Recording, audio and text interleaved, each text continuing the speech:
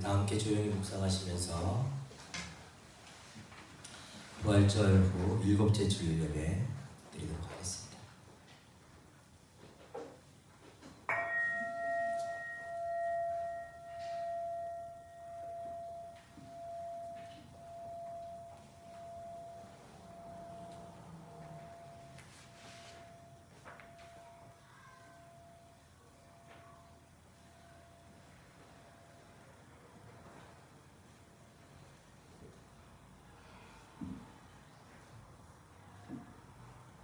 숲,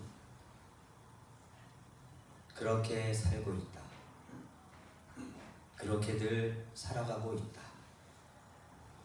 산은 골을 만들어 물을 흐르게 하고 나무는 껍질 속에 벌레들을 기르며. 아멘. 아멘. 시간 최가연 집사님 나오셔서 기도 인도해 주시겠습니다.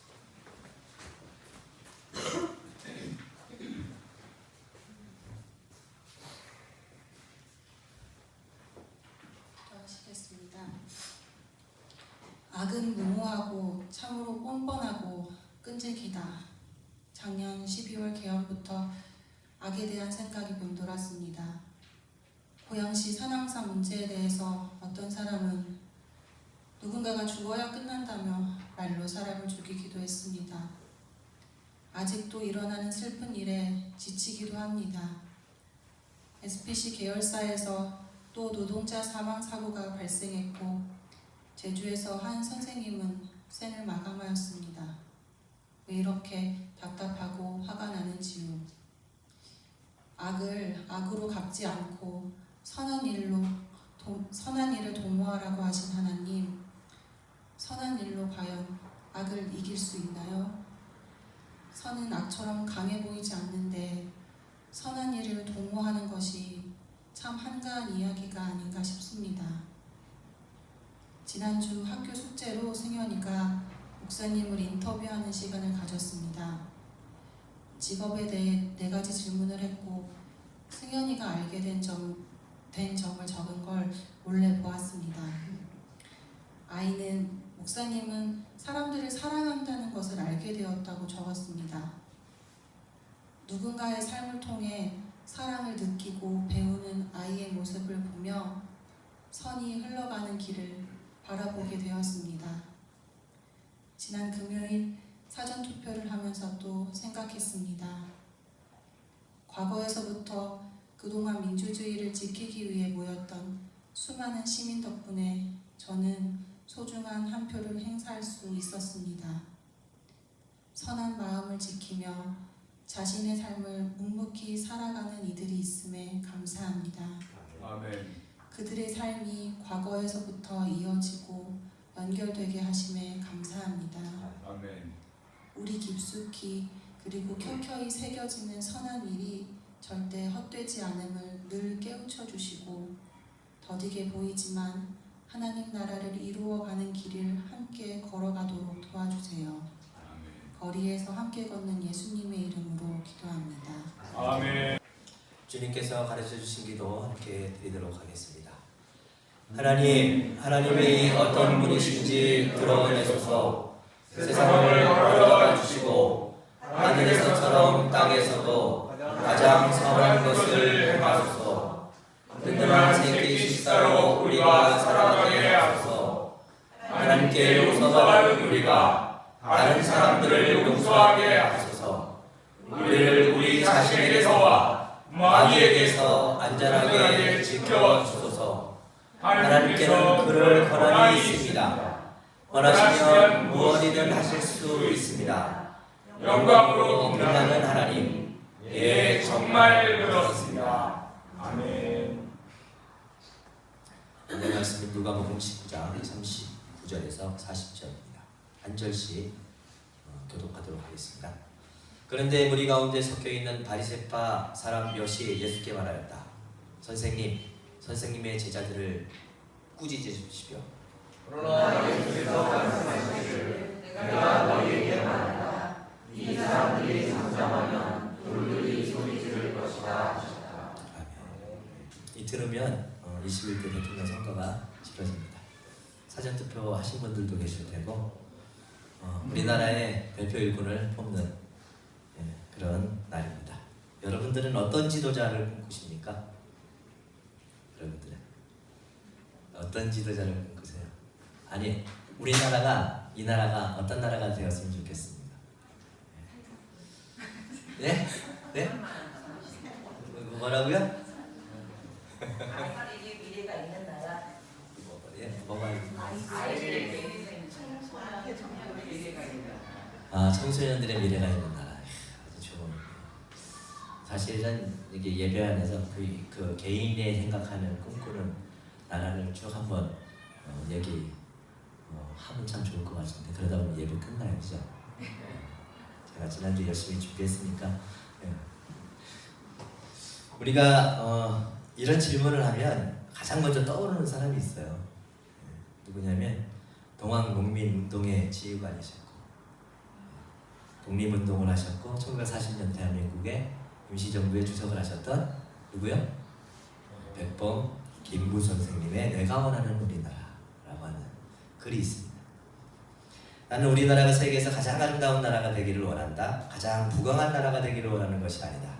내가 남의 침략에 가슴이 아팠으니 내 나라가 남을 침략하는 것을 원하지 않는다. 우리의 부력은 우리의 생활을 풍족히 할 만하고 우리의 강력은 남의 침략을 막을 만하면 족하다. 오직 한없이 가지고 싶은 것은 높은 문화의 힘이다. 참 멋있는 분이셨어요. 높은 문화의 힘이다. 문화의 힘은 우리 자신을 행복하게 하고 나아가서 남에게 행복을 주기 때문이다. 중산층의 기준을 우리나라는 돈으로 따지지만 그렇지 않은 나라도 굉장히 많죠. 시 한 편을 읽을 수 있고 한 달에 한 번씩 책을 읽을 수 있고 악기를 하나 볼 수 있고 이 중산층의 개념 자체가 물질로 평가하지 않는 그런 나라들도 있거든요. 백범 김구 선생님은 문화의 힘을 믿었고 높은 문화. 그러니까 이게 생활 양식이죠. 생활 양식. 사람이 사람을 대하는 태도. 내가 삶에 임하는 태도. 돈을 대하는 태도. 사람을 대하는 태도. 문화의 힘이죠. 여러분들은 어떤 나라를 꿈꾸십니까? 여러분들.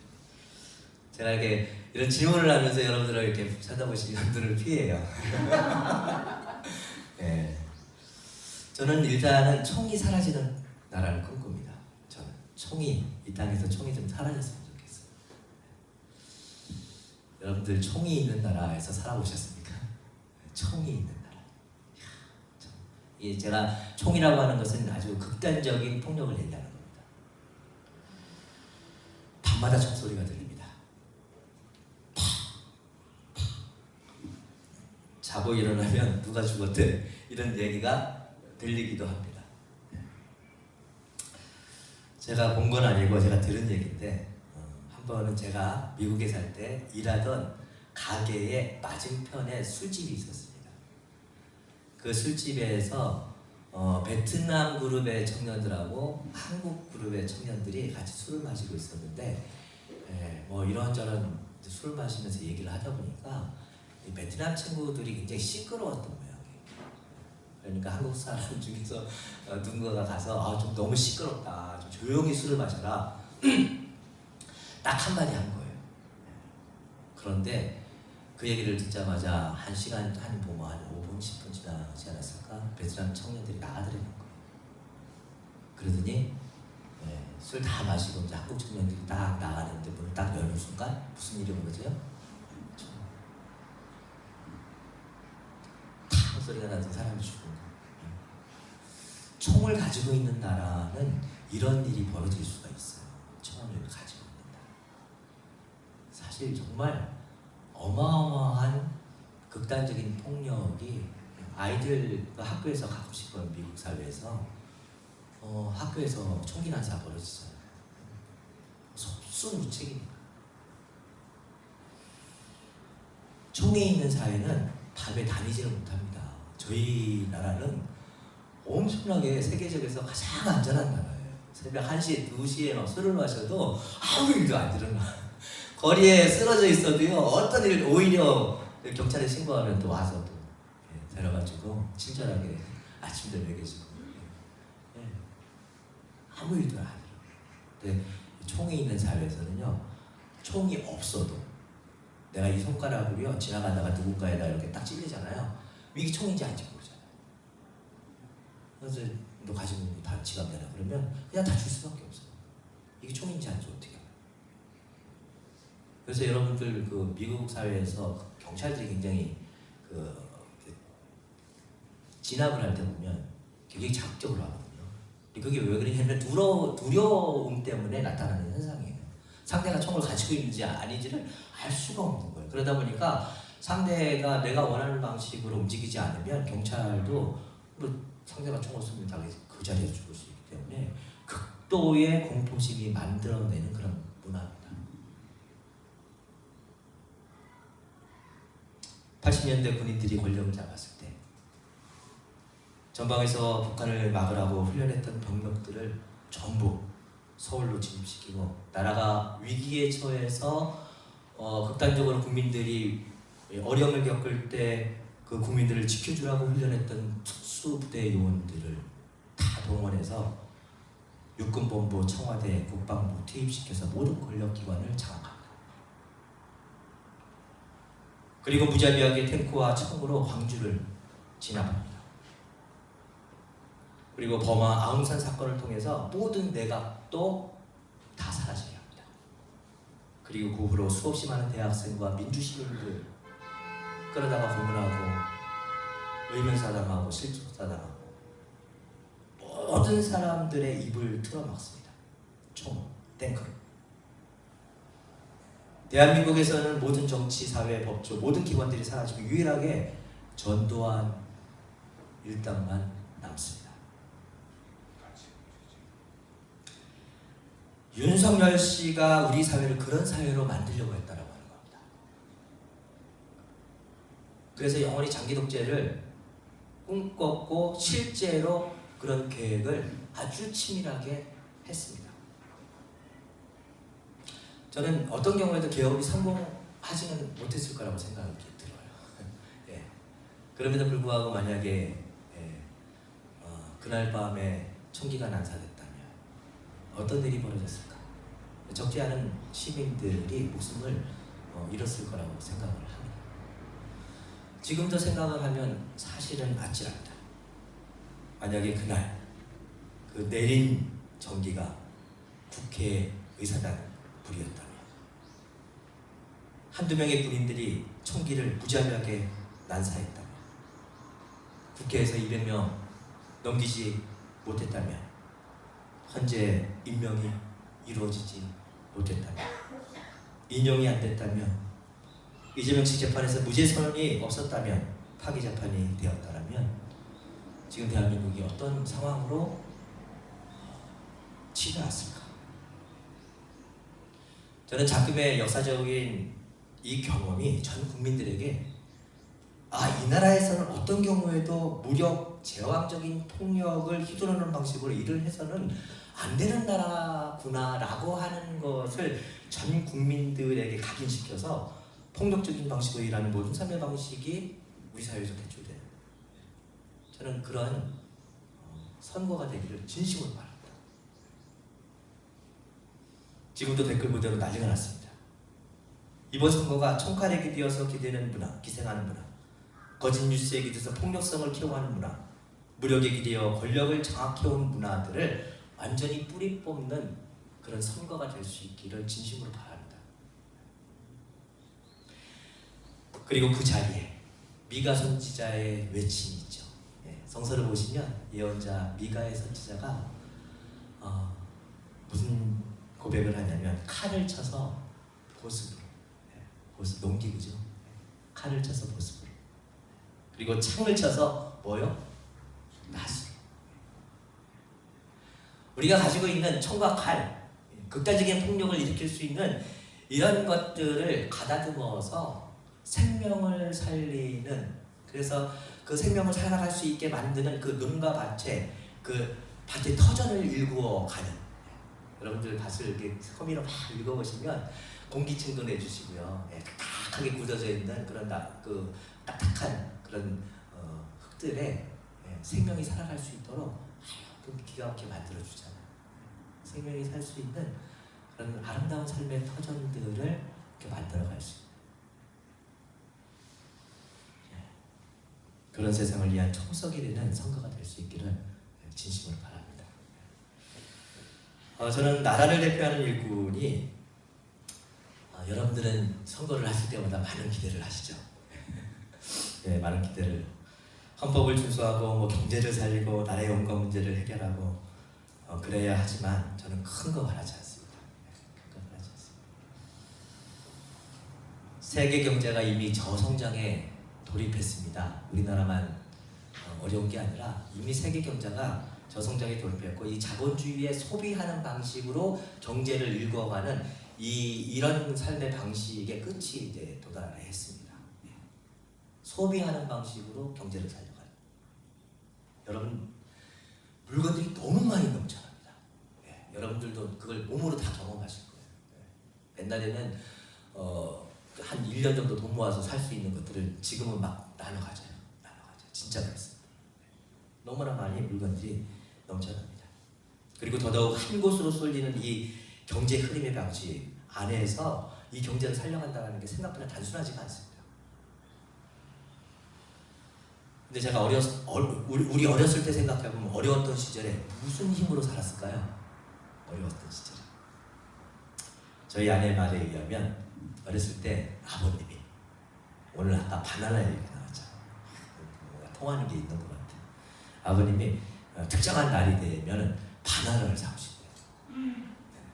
근데 저희 집은 저희 아내가 살던 시골보다는 부유했어요. 저희 아버님은 바나나를 사오시면 20개를 한 묶음을 사오세요.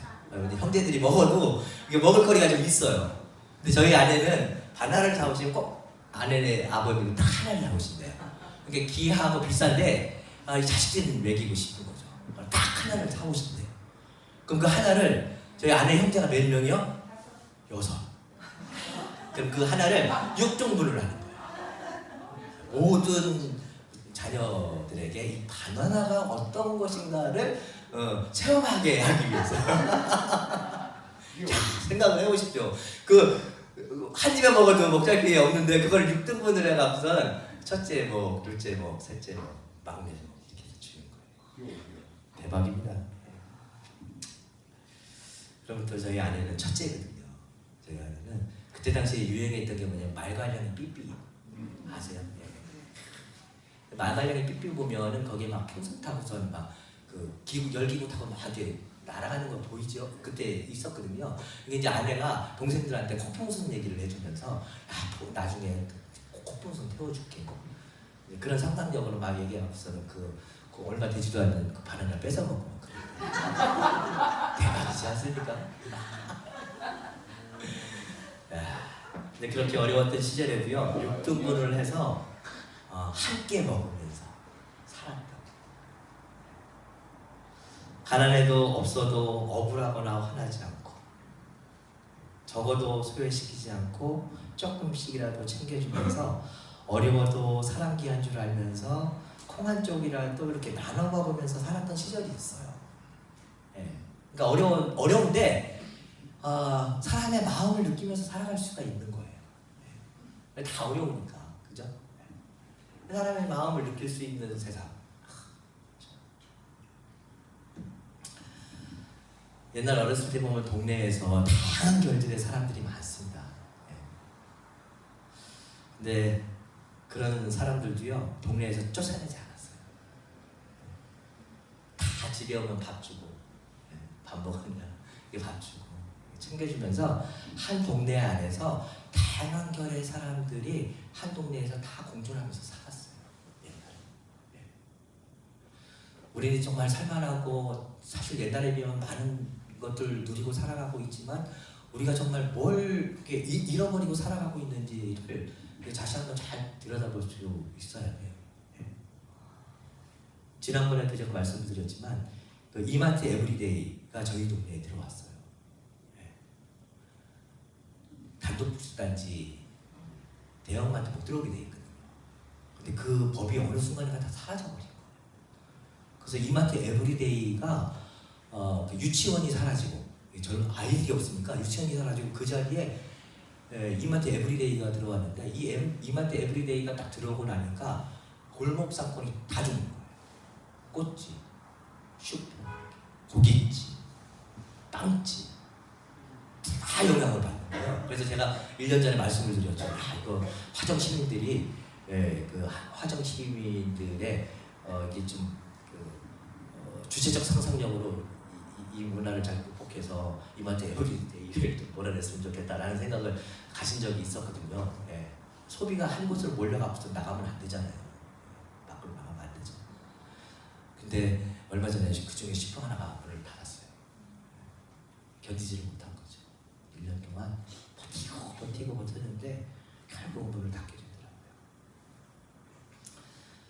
구약의 율법을 보면 율법의 정신도 사실 한마디로 얘기하면 대동세상입니다. 살다 보면 이스라엘 백성들이 그 가나안 땅에 가서 제일 먼저 한 게 보면 인구조사를 하잖아요.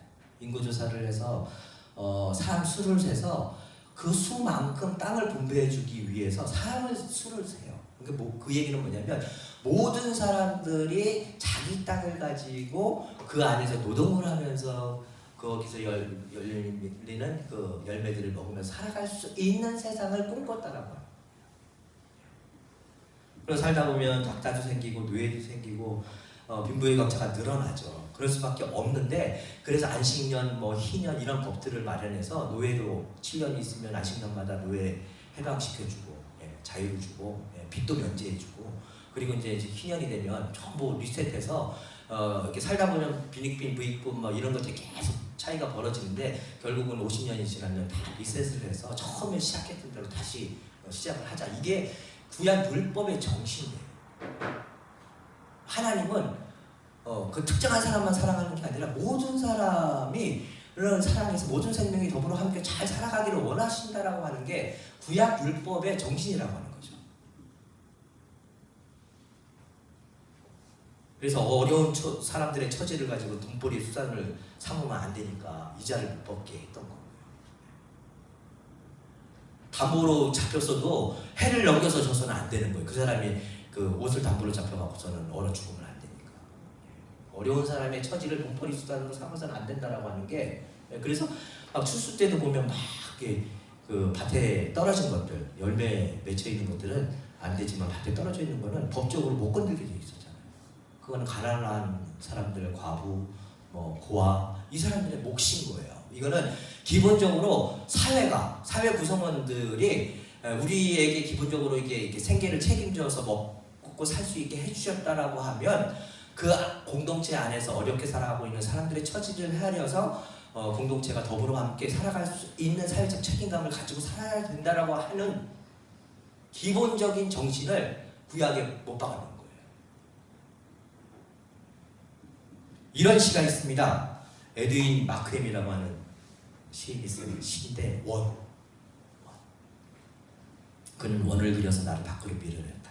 나에게 온갖 비난을 퍼부으면서 그러나 나에게는 사랑과 극복할 수 있는 지혜가 있었다. 그래서 나는 원을 그렸는데 더 큰 원을 그려서 그를 안으로 초래했다. 내가 그 사람이 나를 바깥으로 쫓아냈어요. 자기 여기랑 원을 다. 난 바깥에 있어. 더 큰 원을 그려갖고 내가 그를 내 안으로 초래했다. 짧은 시인데 참 아름다운 시예요. 성서의 정신을 그대로 다 녹인 시예요. 우리가 어떤 세상을 꿈꾸며 살아갈 것인가 라고 하는 데 있어서 상상력을 너무나 풍부하게 주는 그런 시예요. 저는 선거가 빅텐트를 만들어가는 그런 길목을 열어가는 그런 선거가 되었으면 참 좋겠어요. 민주당만을 위한 정부가 아니라, 그죠? 민주당만을 위한 정부가 아니라 서수당도 지원해서 서수당들의 국회의원들이 들어와서 그들의 목소리도 어쨌든 다양하게 낼 수 있도록 하고, 보수당도 들어오고, 그렇지만은 칼을 들고 있는 사람은 이 빅텐트 안에서 칼을 들고 있는 사람 일단 칼을 뺏어야 돼요. 그렇잖아요. 내가 우리가 함께 이 공동체 안에서 존재하고 있는데 칼을 들고서는 이 안에서 그 칼을 휘두르고 있으면 이게 빅텐트라고 해서 그 모든 것들을 허용한다는 게 아니죠. 칼을 휘두르고 있는 사람은 칼을 빼앗아서 칼을 내려놓게 하고, 그죠? 치료를 받게 해서 이 공동체 안에서 함께 더불어 살아갈 수 있게끔 만들어야 되는 거죠.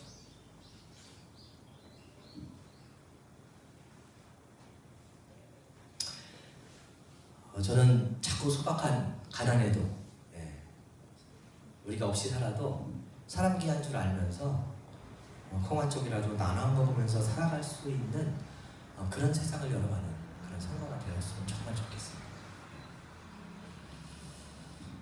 마지막으로 지도자 하나 뽑는다고 사실 세상이 쉽게 바뀌지 않습니다. 오늘 본문의 이야기를 보시면 무너져가는 예루살렘을 보시면서 예수님께서 말씀을 하신 겁니다. 예수님이 예루살렘에 딱 등장을 하시니까 이제 제자들이 예수님을 칭송하죠. 그런데 그 칭송하는 제자들과 예수님의 만들었던 담론들은 기득권자들에게 굉장히 불편하고 굉장히 버겁고 그 체제를 흔들어버리는 그런 일들이었죠. 유대 종교가 만들었던 모든 질서들을 다 흔들면서 가난해도 돈이 없어도 사람 대접해주면서 공동체 안으로 끌어들여서 더불어 함께 살아야 된다라고 하는 그런 삶의 모습들을 강력하게 주장하면서 그런 운동을 센세이셔널하게 일으켰던 예수 운동의 그룹들이 예루살렘 성전 권력의 가장 중심부로 향해서 지금 들어오고 있는 거예요. 그러니까 이 바리새파 사람들이 야, 니네 제자들 좀 잠잠하게 조용히 시켜라 그렇게 얘기를 하니까 예수님께서 하신 말씀이에요. 그 사람들이 잠잠하면 돌들이 소리칠 것이다. 돌들이 소리치게 만들려고 하는 건가요? 아니죠. 저는 이 본문의 이야기는 깨어있는 시민의 힘이라고 생각합니다. 불의한 권력과 불의한 체제에 맞서서 끊임없이 새로운 담론들을, 새로운 사회에 대한 상상력을 제시해 나갈 수 있는 깨어있는 시민들의 힘. 사실 예수님 공동체가 당시 그 역할을 했고요. 그리고 이 본문이 있은 바로 그 이후에 예수님께서 제일 먼저 성전 정화 사건을 일으키시면서 예수운동에서 가장 앞에서 길을 열어가십니다. 지금의 헌법은 80년대 수없이 많은 사람들의 희생을 통해서 만들어진 헌법입니다. 얼마 전에 대법관 파동이 있을 때 국회에서 그 법원 행정처장 누군지 아시죠? 천대님을 모셔다가 국회에서 대정부 질문을 했던 게 말이 떠다니거든요. 그걸 봤는데 국회의원들이 계속해서 그 얘기를 하는 거예요. 법원 행정처장, 이분 대법관이에요. 대법관에게 무슨 얘기를 하냐면 유신 시절, 독재 시절 사법부가 권력의 신여의 노릇을 하고 있었을 때 사법부를 독립시켜서 사법부가 사법부다운 사법부를 만들어준 게 누구냐면 수없이 많은 민주 시민들이었더라고요. 당신들이 독립권을 가지고 지금 재판을 사법부로서의 재판을 해나갈 수 있는 이 현실을 만들어준 게 누구냐면 수없이 많은 민주 인사들이었다라고, 국민들이었다라고 하는 겁니다. 그 사실을 있어서는 안 된다라고 하는 얘기를 계속해요. 함부로 뭔가 큰 권력을 쥐고 있는 것 마냥 국민을 향해서 함부로 권력을 남용해서 휘둘러서는 안 된다라고 하는 얘기를 계속하는 거예요.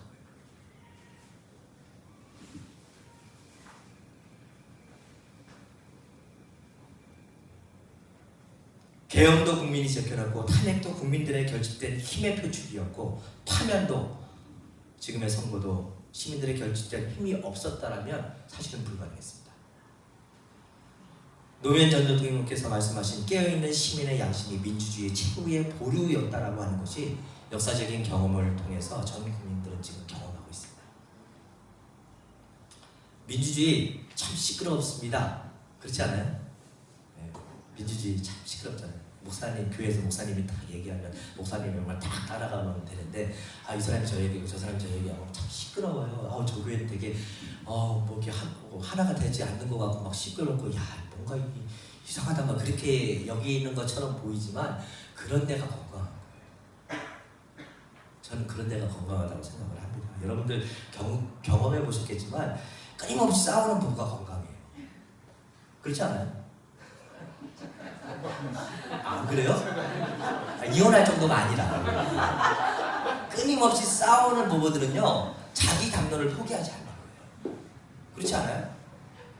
자기 이야기를 포기하지 않아요. 그럼 자기 이야기를 계속 하다 보면 상대도 상대 이야기에 갇히지 않고 내 담론을 통해서 서로가 다른 상상력으로 해서 어떤 집단지성이 그 안에서 이루어지면서 좀 더 나아가고 배우고 할 수 있는 길들이 생겨나는 거지. 내가 시키는 대로 다 해. 그러면 내가 지금 누리고 있는 상상력 이해의 담론들이 들어갈 수 있는 틈이 없어요. 그래서 싸우는 부부가 건강합니다. 몰라요. 오래 살고. 여러분들 다 싸우시기 때문에 그만 피곤함을 느끼기도 하시지만 그러기 때문에 지금 같이 사시는 거예요. 근데 평안해 보이는 부부, 너무 평안해 보이는 부부 있어요. 아주 인꼬든가, 아주 인꼬. 근데 이런 경우는 거의 뭐 100에 하나. 팍스 로마와 같은 평화예요. 뭐냐면 그 사람의 한 사람의 권위의 힘이 그 가정에서 절대화됩니다. 그래서 찍소리도 못해. 아무 말도 못해. 아무 담론도 얘기할 수가 없어요. 그냥 시키는 대로 해요. 그래서 겉으로는 평안해 보이는 평화.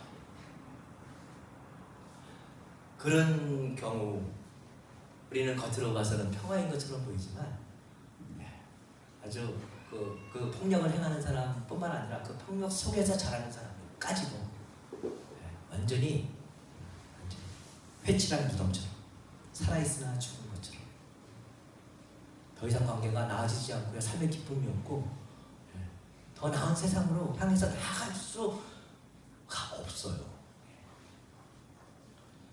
초대교회도 그런 깨어있는 시민들의 조직회였습니다.